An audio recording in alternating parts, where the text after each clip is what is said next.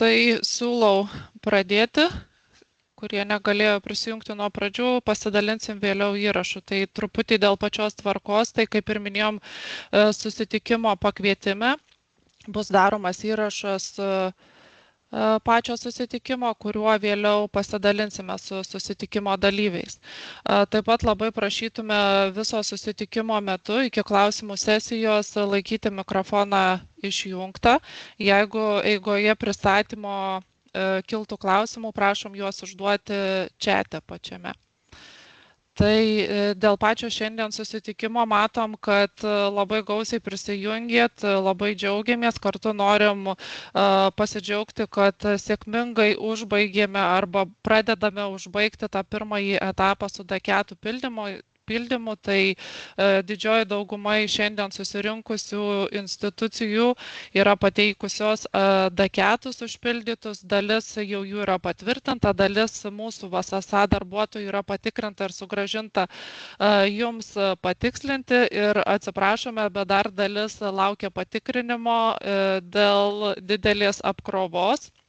Bet artimiausiu metu planuojam pateikti. Tai kaip ir buvo minėta, tikriausia ir mano partnerių, ir kitų koordinatorių partneriams mes laikome, kad ši veikla iš jūsų pusės yra užbaigta. Iš principo priimame, terminas atitinka. Dėl pačio šiandienos susitikimo, kodėl mes jūs sukvietėme šiandien, tai norime pakviesti pradėti sekančią projekto veiklą. Tai yra spintos diegimą, kiek tai yra susiję su ŠDSA generavimu. Tai visas detalės ar apžvalgą pristatys mano kolegos. Tai pirmiausia pakviesiu Tomą Murauską pristatyti, padaryti apžvalgą, vėliau platesnius komentarus pateiks mano kolegos Saulius ir Karina. Pasibaigus mūsų pristatymui galėsite, kaip ir minėjau, užduoti klausimus, į kuriuos pabandysim atsakyti susitikimo metu. Jeigu atsakymo nepavyktų susitikimo metu sulaukti, tai kviestume tada elektroniniu paštu pasikreipti į savo koordinatorių. Tai Tomai, žodis tau. Sveiki. Tai prezentaciją turbūt matot ir girdit mane. Tai esu Tomas Murauskas, esu duomenų architektas iš VSSA pusės ir trumpai apžvelgsiu, kas tai yra spinta. Turbūt didelė dalis iš jūsų jau žino, bet trumpai prasibėgsim. Tai spinta buvo sukurta, kad palengvintų duomenų parengimą ir apsikeitimą tarp institucijų ir leistų apsikeisti duomenimis su DTS formatu bei susigeneruoti metaduomenis ir padėti pasirengti tuos DSA failus. Tai šiaip spinta yra atviro kodo sprendimas. Tai galima prisidėti prie jo vystymo, teikti pasiūlymus, kaip tą daryti ir taip toliau. Ir DTS tai yra atvira specifikacija, kuri suteikia galimybę institucijai susikurti ir savo sprendimą duomenų apsikeitimui. Tai reiškia, kad spinta nėra tas vienintelis įrankis, kuris gali jums palengvinti darbą, bet jūs ir patys galite pasidaryti atitinkamus įrankius, tuos pačius atlikti darbus. Tai spinta agentas tai Pythonu parašytas programinių komponentų paketas, kuris susidaro iš kelių skirtingų dalių. Tai yra metaduomenų tvarkymas, nuskaitimas ir susigeneravimas DSA failo, apie ką vėliau pakalbės Karina turbūt. Perdavimas tų pačių failų į bendrą metaduomenų katalogą. Tada yra atvirų duomenų publikavimas į atvirų duomenų saugyklą. Ir taip pat servisas, kuris leidžia keistis per HTTP užklausas UDTS protokolų duomenimis tarp institucijų. Čia aprašyta ir keletas pagrindinių bibliotekų, kurios buvo naudojamas šitai realizacijai, tai SQL Alchemy, Daskas, Starlete, taip toliau. Tai jeigu ten labiau detalių techninių reikės, tai bus galima, Karina turbūt pakomentuos. Tai kokie funkcionalumai yra realizuojami su spinta agentu, tai yra būtent, kad automatizuotas informacinės sistemos duomenų struktūrų aprašų generavimas, tai DSA failas, kas nėra, kaip pasakyti, kad tai būtų paleido vieną komandą ir viskas susigeneravo iš karto. Tai yra pagalbinis įrankis, kuris padaro pirminį sugeneravimą failo, po to jį reikia tvarkyti rankomis, aišku. Tada tų pačių struktūrų aprašų patikrinimas, ar atitinka taisyklės. Taip pat sutikrinimas pokyčių, tai reiškia jūsų informacinės sistemos sutikrinimas metaduomenų su tuo, kas yra jau publikuojama kataloguose. Tai šitas sprendimas dar vis vystomas, bet jau į pabaigą. Atvirų duomenų perdavimas į saugyklą, tai čia yra ADP portalas ir taip pat, kaip ir sakiau, apsikeitimas UDTS formatu tarp institucijų. Tai reiškia, kad paėmus duomenis yra suformuojamas apsikeitimas, jis konvertuojamas į UDTS formatą ir nereikia papildomo jokio įrankio patiems kurtis, tai tas yra padaroma. Ir tą galima padaryti tiek iš duomenų bazių, tiek iš API-sų. Tai šiaip čia trumpas piešinukas, kaip veikia. Tai iš esmės visi API-sai yra publikuojami išoriniai, kurios yra pasiekiami, tai bus publikuojami Gravity vartuose pas mus, bus vienoje vietoje. Jie bus pasiekiami tiek iš išorės, tiek iš vidinio SVDPT tinklo.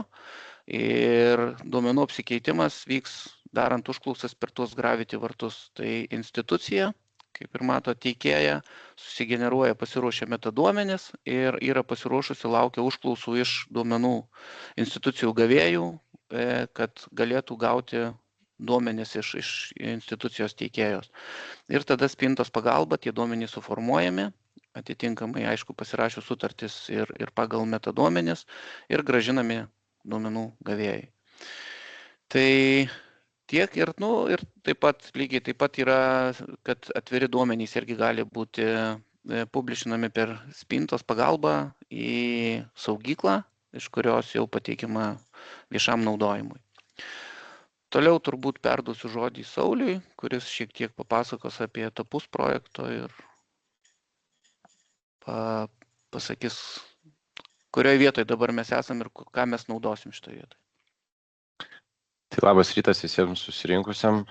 Ačiū Tomai, kuri dalis turbūt to, ką papasakosiu, gali ir persidengti su tuo, ką Tomas pasakojo. Tai prieš akis matomas paveikslėlis, kuris turbūt atspindi projekto etapus. Iš principo, jie yra, turbūt jos galima būtų suskaidyti į tokius loginius 4 etapus. Tai pirmas, kaip Inga ir minėjo, ar ne, kad jis jau, galima sakyti, užbaigtas. Tai buvo katalogo dekato aprašymas, ar ne, ir dešinėje tas mėlyna formelė, ar ne, ir sako, kad rezultatas to etapo yra aprašyti duomenų rinkiniai. Aišku, čia mes paminim žodį kataloge, tai kataloge tie aprašai susikels turbūt VSSA pagalba, bet iš principo tai ta projekto etapas, jo esmė yra turėti aprašus pačių metaduomenų.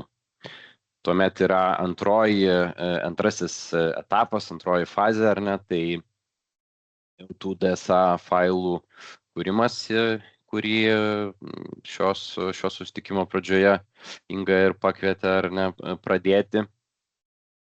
Trečiasis tai jau yra toks labiau techninis etapas, kuomet visa ta surinkta informacija, aprašai, jie jau turėtų vesti artyn duomenų sąveikumo. Tai reiškia, kad institucijos tos duomenys techninėmis priemonėmis jau galėtų atiduoti, o kitos jau ir būtų pasirengusios priimti. Bet pats perdavimas tai turbūt būtų jau, kaip čia pasakyti, testinė veikla. Aš išskyriau ir čia rodau kaip 4 fazę, 4 etapą.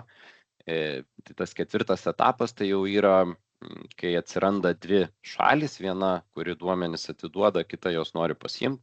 Ir tam, kad tą įteisinti, reikia sudaryti išmanias sutartis, ar ne, ir nuo tos sutarties sudarimo ir visų techninių dalykų sujungimo jau tais duomenimis galima naudotis. Tai pirmos 3 tokios fazės jos yra, kaip čia pasakyti, turbūt projekto apimties, ar ne, o 4 jau projekto galbūt rezultato daugiau dalis, kai tas visas kaip sakyti, triūsas realizuojasi į apčiuopiamas naudas. Tai Toma, jeigu tu galėtum spustelt kitą skaidrę, ten pasididins truputį paveiksliukas, kad man būtų lengviau šnekėti. Ačiū. Aš išskyriau antrą ir trečią dabar etapą, kadangi sulaukėme tų klausimų ir žodis spinta kartais painioja, kaip Tomas ir minėjo, kodėl taip yra, todėl kad spinta tai yra biblioteka, ar ne, ir jinai turi kelias paskirtis, kelias funkcijas, kurias realizuoja, ar ne. Tai projekto apimtyje turbūt reiktų atkreipti dėmesį, kad su spinta bus susiduriama galimybė ją panaudoti. Jinai neprivaloma, tačiau yra dviejose etapuose. Tai vat šiame antrojo etapo kontekste, tai spinta, Tomas kaip ir minėjo, jinai turi funkciją, kad jos pagalba institucija gali palengvinti, sutaupyti dalį darbo ir jos pagalba yra nuskaitomos duomenų struktūros iš šaltinių, tačiau jos spinta nepadaro viso darbo ir kaip ir yra parodyta, ar ne, kairėje pusėje antrojo etapo HDSA generavimas gali būti išryškinta tokia švelniai oranžinė spalva, atliekamas spinta inspect copy komandų pagalba ir didžioji juodo tokio rutininio darbo, tai reiškia kokios lentelės, kokios struktūros, kokie ten failų struktūros ar schemos yra, tai padaroma, surenkama, tačiau kad DSA būtų tvarkingas ir validus, vis tiek reikės rankinio darbo ir prisilietimo.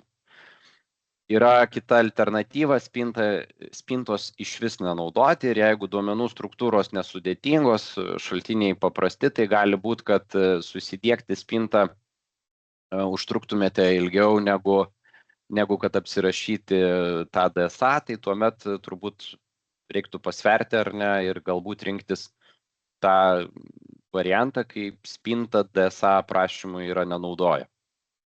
Tai va, ir spinta tą DSA failą susigeneravus, aišku, reikėtų ten papildyti tam tikrais dalykais, kurių reikalauja UDTS specifikacija, tai čia toks žingsnis yra išskirtas, ir atlikti DSA validavimą. Tai tas validavimas, tai be abejo, yra toks loginis, ar ne, kurį atlieka PSSA. Tai tiek turbūt būtų apie tą antrą etapą.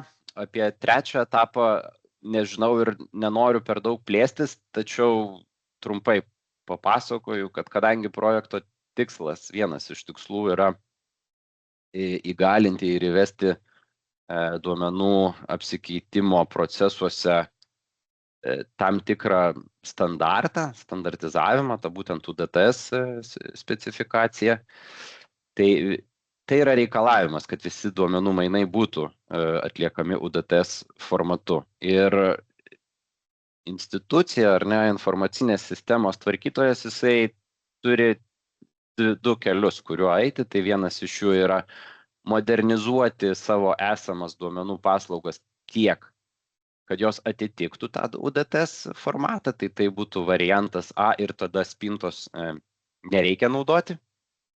Yra, kas tą variantą renkasi.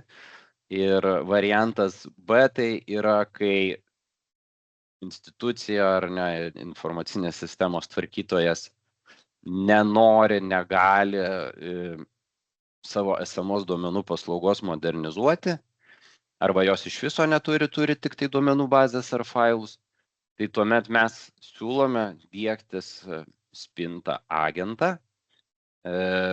Ir spinta agentas atlieka tą funkciją, kad jis paverčia ne UDTS paslaugas į UDTS reikalavimus atitinkantį formatą. Tai yra jau trečiasis etapas. Kaip ten bebūtų, DSA jisai vis tiek yra reikalingas dėl katalogo ir kitų dalykų. Tačiau spintos atveju DSA failiukas tampa dar ir pagrindinis konfiguracinis failas, elementas, nuo kurio priklauso, kaip ta spinta veikia. Tai tiek turbūt norėjau papasakot. Ir nežinau, ar klausimų forma dabar apie tą ŠDSA generavimą, ar Karina galbūt kitaip papasakos, bet čia yra paskutinė mano skaidrė, tai tam, kad suprast Spinta, kadangi yra biblioteka, ją įsidiegti yra ne vienas būdas. Mes išskiriam ir šiuo metu esame parengęs tokias labai paprastas instrukcijas bent 2 galimiems diegimo būdams. Tai tikrai nereiškia, kad tai yra baigtinis sąrašas, kaip ją galima įsidiegti, bet vienas tai yra diegimas į operacinę sistemą. Ta operacinė sistema tai gali būti serveris, virtuali mašina, fizinė mašina arba net institucijos darbuotojo kažkoks kompiuteris. Vienintelis reikalavimas, ir čia turbūt verta pabrėžti, kad ten, kur ta Spinta yra diegiama, institucija privalo pasirūpinti, kad iš tos darbo vietos būtų pasiekiamas šaltinis, iš kurio reikia nuskaityti tuos visus metaduomenis ir sukurti DSA. Tai čia kalbu apie tinklo konfiguraciją, kad kartais turbūt galbūt reikės pasitarti su administratoriais ir kolegomis, kurie tuo rūpinasi. Tai va, o kita alternatyva, kurią irgi galioja, aišku, tinklo apribojimas, tai yra, jeigu neturima virtuali mašina, bet yra galimybė panaudoti konteinerius, konkrečiai Docker imidžą, tai VSSA yra išleidusi, mes prižiūrime Docker imidžą, kurį galima parsisiųsti, ir jis yra paboldintas, todėl kad šiuo atveju imidže turbūt būtų pagrindiniai instrumentai, kurių reikia bent jau DSA generavimui. Tačiau jeigu mes kalbėtume apie tą jau agentą 3 etapą, tai Dockeris nėra jau tokia paprasta alternatyva. Tai jeigu bus klausimų, aš esu pasirengęs juos patikslinti, o taip turbūt savo pasakojimą jau ir baigiu ir perduodu žodį. Karinai, jeigu tu gali kažką apie tą generavimą papasakoti. Sveiki, tai aš trumpai galbūt pristatysiu Spinta kaip įrankį, nes irgi, kaip Saulius minėjo, Spinta yra biblioteka ir jinai gali atlikti kelias skirtingas funkcijas. Tai yra duomenų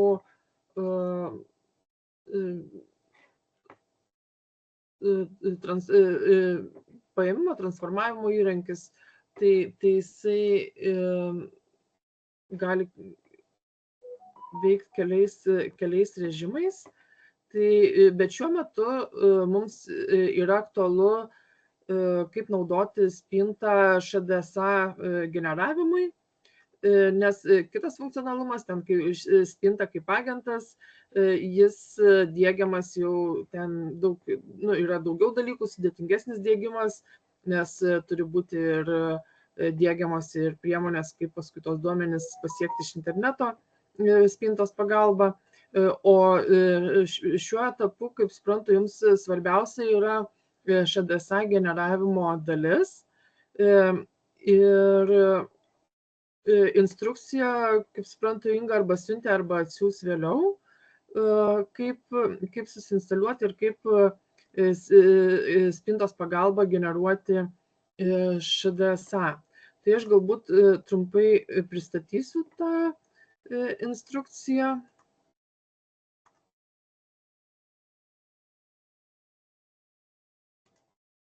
Jeigu būtent generavimui, tai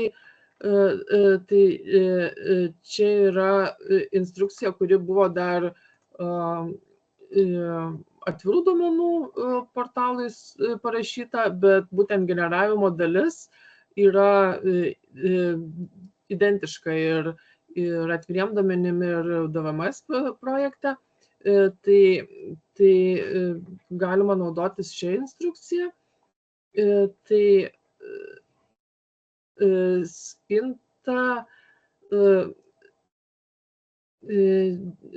Spintos diegimui čia techniniai reikalavimai yra, čia matau truputį galbūt neatnaujinta. vietoje 512 jau beveik neužtenka, kokio gigabaito ramo reikia, o vietos diske tai kokių 1 gigabaitų reikėtų turėti. Spinta veikia Debian arba Ubuntu pagrindu, arba kitom Linuxo sistemom, bet čia instrukcija parašyta Ubuntu. Tai jeigu jūs naudojate šiaip šDSA generavimui, galima ir pas save kompiuterį diegtis, arba galima ir kažkokioje nutolusioje mašinoje, nutolusiame kompiuteryje, kažkokiame serveryje ar kažkur diegtis savo infrastruktūrai, bet svarbu, kad pasiektų duomenų šaltinius. Ar tai duomenų bazės, ar jeigu, tarkim, generuojama iš kitų šaltinių, tai ten ar XML ar JSON šaltiniai yra, tai failus, iš kurių generuojama. Pavyzdžiui, jeigu XML, tai galima arba pačius XML failus pateikti, iš jų struktūrą nuskaito, arba XSD schemas, kas turbūt, jeigu turite jas, tai turbūt rekomenduotina būtų. Jeigu neturite Debian Ubuntu, tai galima arba čia yra instrukcija ir kaip iš Windows'ų įsidiegti. Iš Windows'ų reikia tada turėti WSL, Windows System for Linux, galima ir Dockeryje diegtis, bet rekomenduotina yra WSL.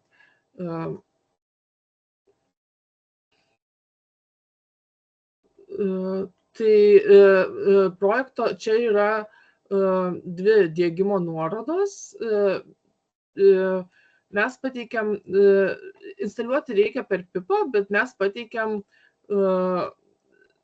su taip vadinamais hashais bibliotekas visas, kad būtumėt tikri, kad susiinstaliavo tas bibliotekų versijas, su kuriom mes ištestavom. Ir DVMS projekto partneriams, kadangi Spinta kaip įrankis projekto metu yra aktyviai vystomas, nestovi vietoje, tai DVMS projekto partneriams rekomenduojama diegtis va šituo iš antrosios nuorodos, kur yra -pre, kas reiškia pre-release, tai reiškia aktyviai vystomos naujausios versijos.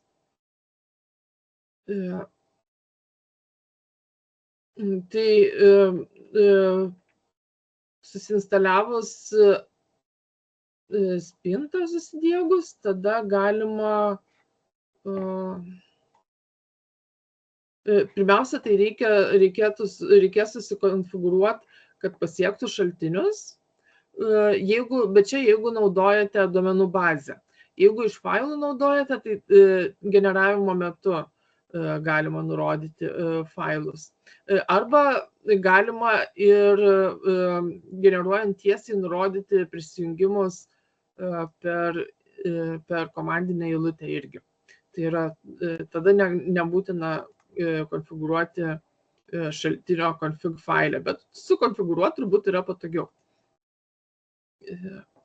Ir šDSA failus, aš nežinau, ir jūs jau kažkiek buvot supažindinti su tuo, kas tai yra šDSA failai, bet iš esmės tai yra failai aprašantis duomenis. Ir yra čia yra DSA, yra ir DSA formato aprašymas, kuriuo turbūt arba pasidalino irgi, arba pasidalins Inga ar kas nors kitas. Bet trumpai paėmus, čia yra, tarkim, pavyzdys, kur yra aprašomi duomenys. Tai susideda iš dviejų dalių. Pirma dalis aprašo resursą, iš kur tie duomenys paimami, o paskui jau antra dalis toliau eina aprašymas pačių duomenų. Čia toks labai trumpas pavyzdys su vienu modeliu ir viena savybė. Tačiau čia aprašoma, kad tuose duomenyse saugoma šalis ir jos pavadinimas. Čia yra instrukcija ir nurodyti pavyzdžiai, kaip šitą DSA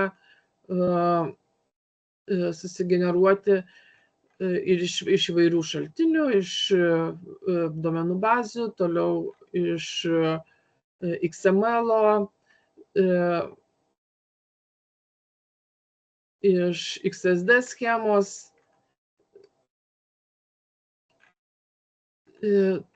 Tai tada aš trumpam parodysiu galbūt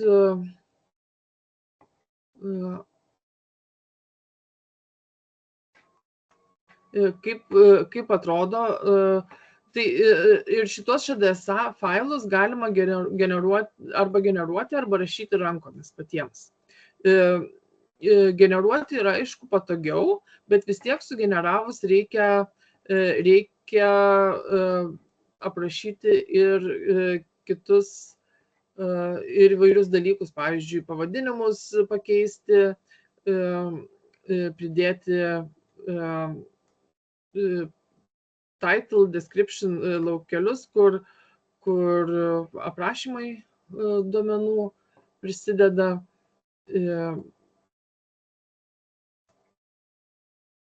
Taip pat nurodyti, tarkim, brandos lygį, prieigos lygį ir kitus dalykus reikalingus. Čia yra pavyzdys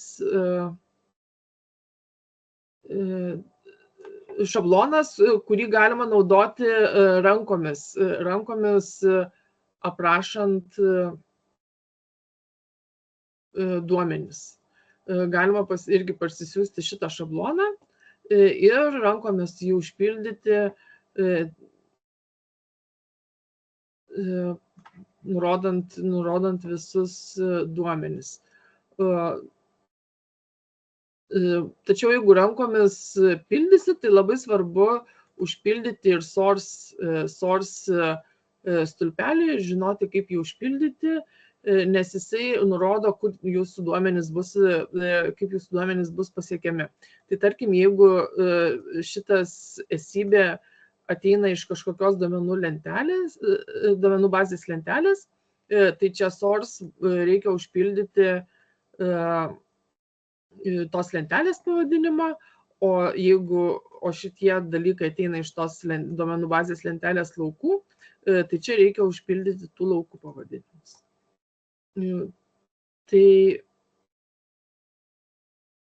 Bet jeigu jūs generuojasit su Spinta įrankiu, tada šitie source laukai užsipildys automatiškai.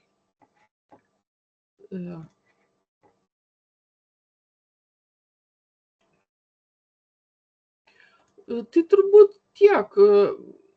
Aš turbūt tiek kol kas, aš manau, tada galbūt dar galėčiau ir pademonstruoti, kaip trumpai, kaip tai atlikti, bet aš manau, kad pagal instrukciją pabandysit ir galbūt gausis, o jeigu ne, tai tada jau klausimus kažkokius tai galėsit atsiųsti mums raštu ar pasidaryti galėtume techninę sesiją, kur įvairius tokius klausimus galima būtų atsakyti jau konkrečiai. Tai ačiū kolegos, matau, kad susirašinėjimo langė turim keletą klausimų, tai Karina, matyt, klausimas tau būtų pirmas, tai klausė Kęstutis, ar Spinta skirta tik Linux distribucijos?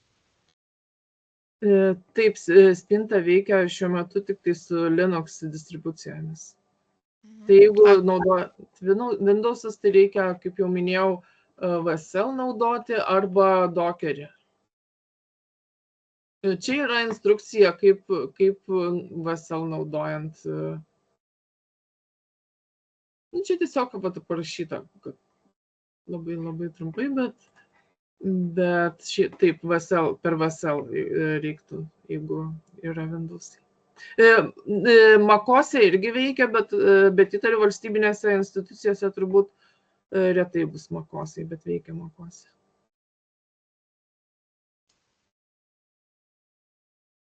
Ačiū. Ir tada dar sekantis klausimas iš Dariaus. Įstaigoje naudojame ankstesnę spintos versiją, ar jau yra paruošta spintos versija, kuri padengtų visus šio projekto reikalavimus, ar jau galime ją įsidiegti? Tai galite diegtis, kaip minėjau, su šita komanda, pre-versija. Jeigu tiesiai iš PIP diegiat, tai tada irgi pagal standartiškai diegti reikia tik tai pridėti minus pre, bet geriausia diegti pagal šitą komandą. Čia ir dokumentacijoje atnaujinom, kad būtume tikri, kad įsidėgėt visas bibliotekas tokias, su kuriuom paruošta ir ištestuota. Ir kadangi aktyviai jinai vystoma, ją gerai būtų ir karts nuo karto pasitikrinti, ar yra naujesnė versija ir tada įsidiegti naujausią versiją. Nes jeigu diegiat, pavyzdžiui, atviriems duomenims naudojat ir ten buvo 0.1 versija, tai ji jau nebetiks šitam projektui, nes ten nėra visų naujausių ir stulpelių sugeneravus ir galbūt jeigu generuosit ne iš duomenų bazių, tai nebus ir kažkokių funkcionalumų. Tai rekomenduojama susidiegti naujausią su -pre. Šiuo metu naujausia -pre yra 0.2 dev9.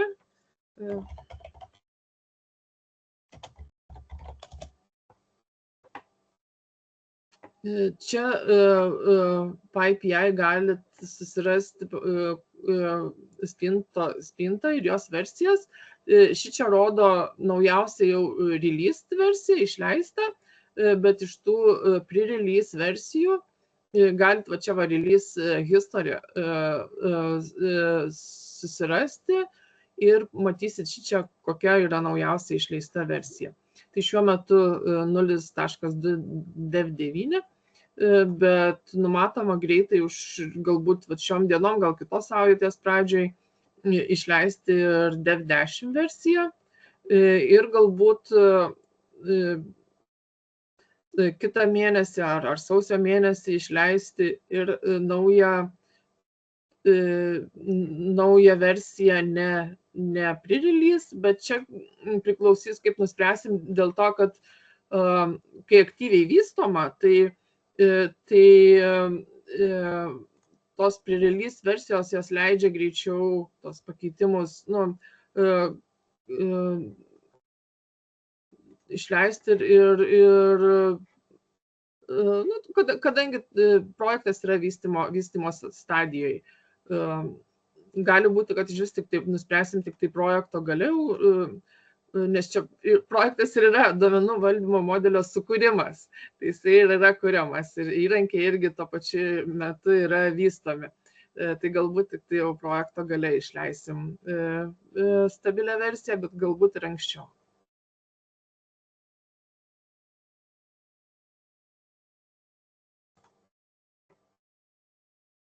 Tai čia daugiau klausimų neturim, gal turite klausimų, kuriuos norėtumėte užduoti gyvai šiuo metu?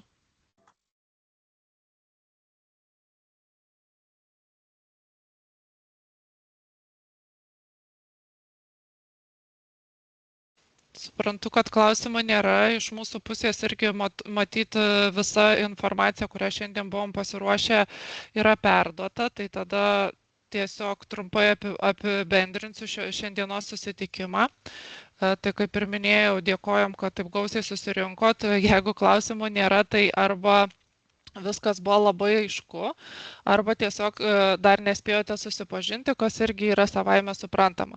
Tai jeigu pradėjus pagal Karinos pasidalintą instrukciją diegti, ar šiaip kils kažkokių klausimų, būtinai kreipkitės iš karto į savo organizacijai priskirtą koordinatorių iš VSSA pusės, užduokite klausimus elektroniniu paštu, mes pabandysim operatyviai atsakyti. Tai tie koordinatoriai esu aš, Virginija ir Simona. Tikriausiai irgi reikėtų, jeigu IT žmonės nežino, tai per savo koordinatorių iš institucijos pusės tuos klausimus pateikti mums. Ir po susitikimo per keletą dienų atsiųsiu įrašą ir pasidalinsiu trumpai, kas buvo apžvelgta. Tai matyti tiek. Jeigu klausimų tikrai neturite, tai tada dėkojam už skirtą laiką ir iki kitų susitikimų. Ačiū. Ačiū labai. Ačiū. Ačiū. Ačiū, geros dienos. Ačiū, geros dienos.